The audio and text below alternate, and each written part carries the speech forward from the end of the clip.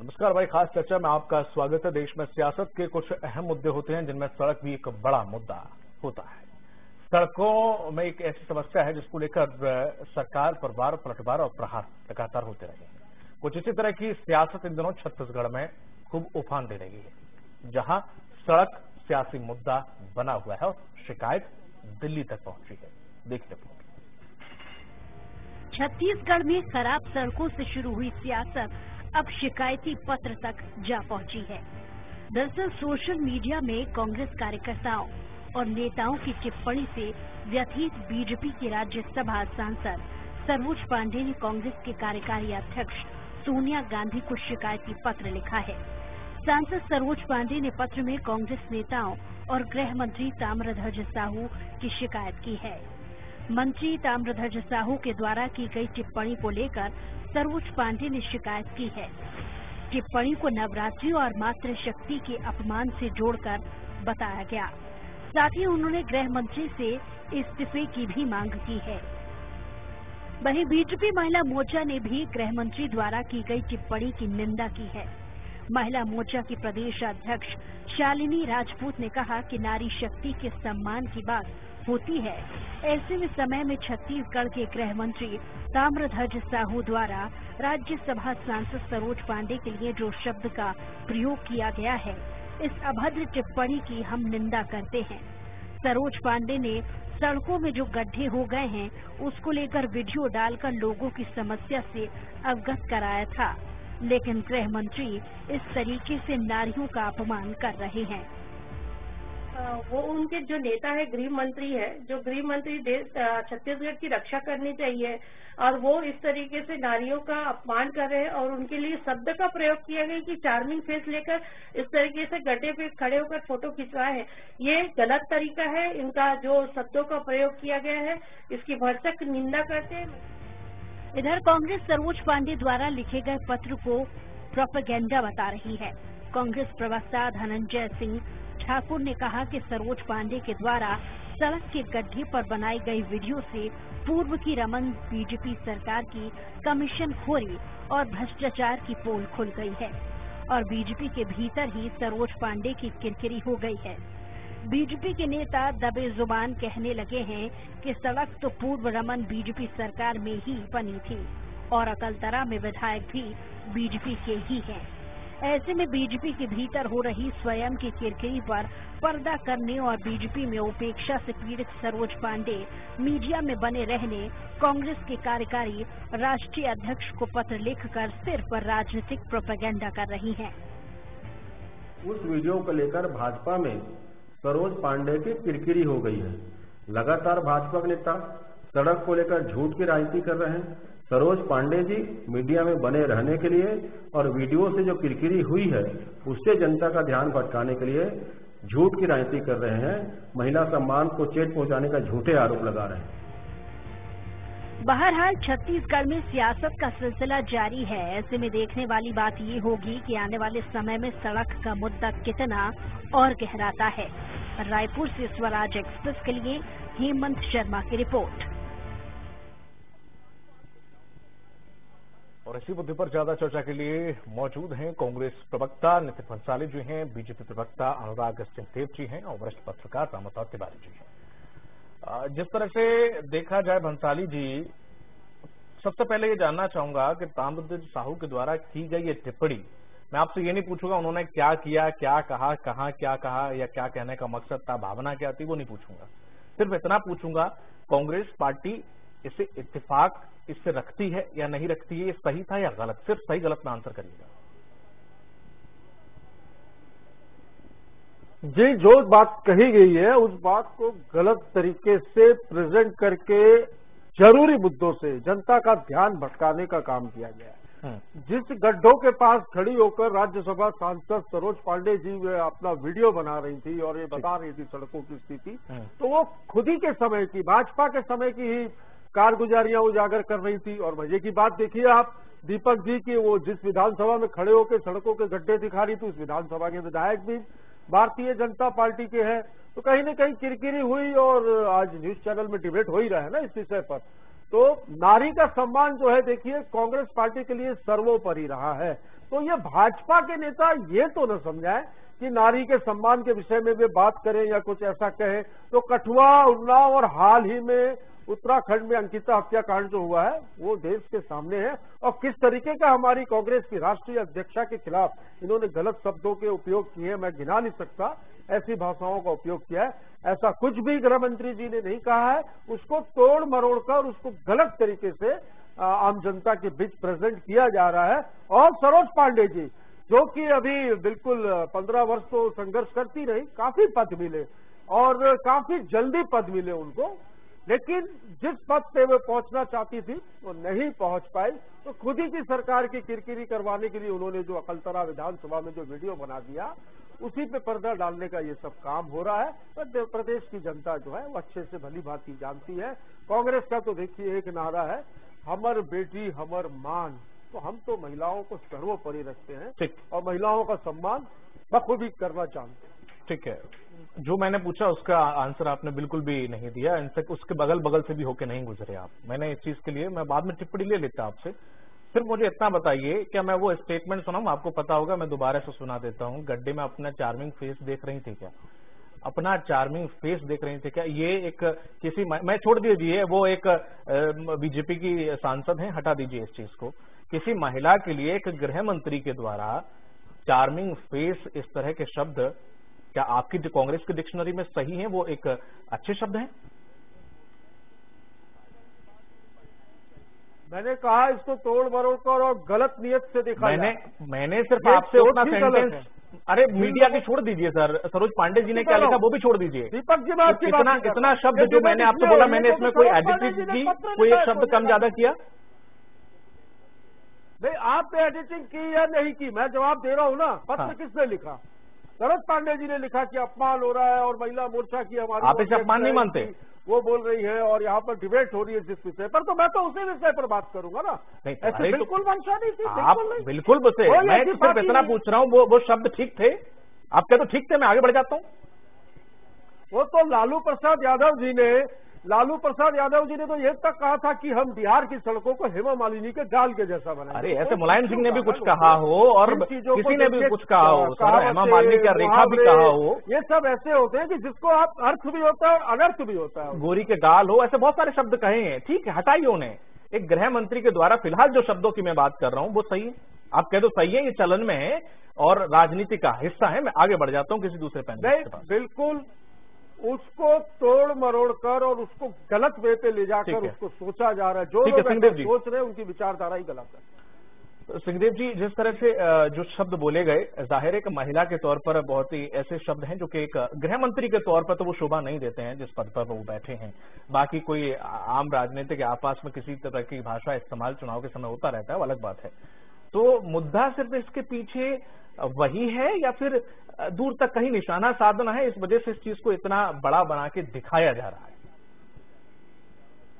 देखिए दीपक जी, ये कांग्रेस का, अभी आपने प्रश्न पूछा नितिन जी से, ये जवाब नहीं दिए। मैं तो मानता हूं बल्कि उसको जस्टिफाई कर, उसको प्रमाणित करने की और उसको निर्दोष साबित करने का प्रयास कर रहे हैं। ये कांग्रेस का आज का नहीं, ये इनका ऐतिहासिक चरित्र है। ये तंदूर कांड वाले लोग हैं, ये पुराना इतिहास रहा है।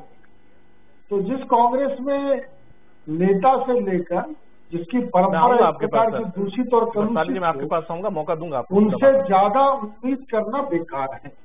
अब प्रश्न ये है कि छत्तीसगढ़ के सड़कों पर यदि गड्ढे हैं तो उस गड्ढे को कोई जनप्रतिनिधि इंगित करता है तो उस पर इस प्रकार की टिप्पणी करना, वो भी एक गृह मंत्री को, वो भी नवरात्र के समय, ये स्पष्ट करता है कि इनकी मानसिकता न जनता की सेवा है, न जनता के दुख दर्द से इनका कोई वास्ता है, बल्कि ये सत्ता में इसलिए आए हैं कि यहाँ मौज मस्ती कर सके और अनर्गल प्रलाप कर सके। इनको जनता से कोई वास्ता नहीं और इसलिए ये एक ज्वलंत मुद्दा आज छत्तीसगढ़ के अंदर है। कहीं भी चले जाए, मैं तो आपको वो कर रहा हूँ, स्टेट हाईवे में चले जाइए, प्रधानमंत्री सड़क जो इनको निर्माण करने के लिए सेंट्रल ने पैसे दे दिए, ये निर्माण नहीं करा पा रहे। कोई भी गली में चले जाइए, नगर निगम की सड़कों में चले जाइए, पंचायत की सड़कों में चले जाइए, आपको गड्ढे की सिवा और कुछ नहीं मिलेंगे। ये मैं बहुत दावे के साथ कह सकता हूँ। और इसलिए दीदी सरोज पांडे जी ने उनके ऊपर इस प्रकार की टिप्पणी की बहुत ही मर्यादा। उन्होंने एक महिला की पीड़ा एक महिला तक रखने की कोशिश कि शायद राष्ट्रीय अध्यक्ष होने के नाते सोनिया गांधी मत करो अनुराग भाई, सोनिया गांधी की पीड़ाओं की बात आप लोग मत करो। कठुआ, सोनिया गांधी थोड़ा अनगिनत मामले 47 सांसदों को जिनके खिलाफ बलात्कार और दुष्कर्म के मामले दर्ज है, ऐसे 47 सांसदों को भारतीय जनता पार्टी ने लोकसभा की टिकट दी है। ये मंत्री है, यहाँ के राजनीतिज्ञ है, उनको दीजिए ना जवाब। वो 47 सांसद जिनको दुष्कर्म और बलात्कार के मामले में भाजपा ने लोकसभा की टिकट दी है, जिसमें से लगभग 24 लोग जीतकर संसद में प्रतिनिधित्व कर रहे हैं। शर्म आनी चाहिए आप लोगों को, शर्म आनी चाहिए। एक मिनट सिंह जी, बंसाली जी आप क्या कर रहे हैं? मैंने आपको समय दिया, सामने वाला व्यक्ति नहीं बोला। उनका समय आपको व्याकुलता हो रही है, अपनी समय व्याकुलता दिखाइए ना आप। अरे पर ये इतना बोलेंगे सर, आप अपने वक्त पे आप डिबेट को आगे करने की कोशिश कर रहे हैं, मुझे आंसर देना पड़ेगा। नहीं, अरे आपकी बारी है, आप बात रखिएगा। नहीं, डिबेट के स्तर से बिगाड़िए मत। मैं अपना पक्ष नहीं रखूंगा। नहीं, डिबेट को बिगाड़िए मत प्लीज सर। आपकी बारी है, मैं आपको मौका दूंगा। बिल्कुल पक्ष रखूंगा, मैं आपको मौका दूंगा, आप रखिएगा। ठीक है, रामता तिवारी जी। ठीक है, रामता तिवारी जी, ये शब्द किसी भी मर्यादित भाषा के तो नहीं लग रहे, जाहिर सी बात है, और गृह मंत्री के मुख से निकले हुए तो और ज्यादा इस पर विवाद खड़ा होना लगभग तय है।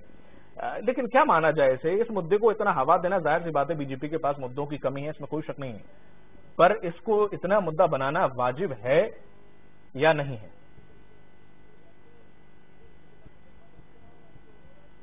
ताम्रध्वज साहू जी और सरोज पांडे दोनों दुर्ग जिले से आते हैं, वो वहां के राजनीति करते हैं और चीर प्रतिद्वंदी हैं, दोनों एक दूसरे के खिलाफ चुनाव लड़ चुके हैं। तो उनके इस तरह आरोप प्रत्यारोप की राजनीति और एक दूसरे के कमियां बताना है कि उनका एक आदत है, वो आदत का हिस्सा है, वो राजनीति है। एक बात, दूसरी बात यह है कि कोई भी महिला हो, महिला है, हमारे भारतीय समाज और संस्कार में उनका सम्मान होना चाहिए और सम्मान में कोई कमी नहीं होना चाहिए। इस समय नवरात्रि का समय चल रहा है, आदि माँ शक्ति का समय है, तो इस समय सम्मान होनी चाहिए, पहली बात। दूसरी बात यह है कि मूल मुद्दा है ये कि सड़कों की समस्याएं, क्या सड़क खराब है, सड़क अगर खराब है तो उनके लिए क्या उपाय किए जा रहे हैं, किन किन इलाकों के सड़क खराब है।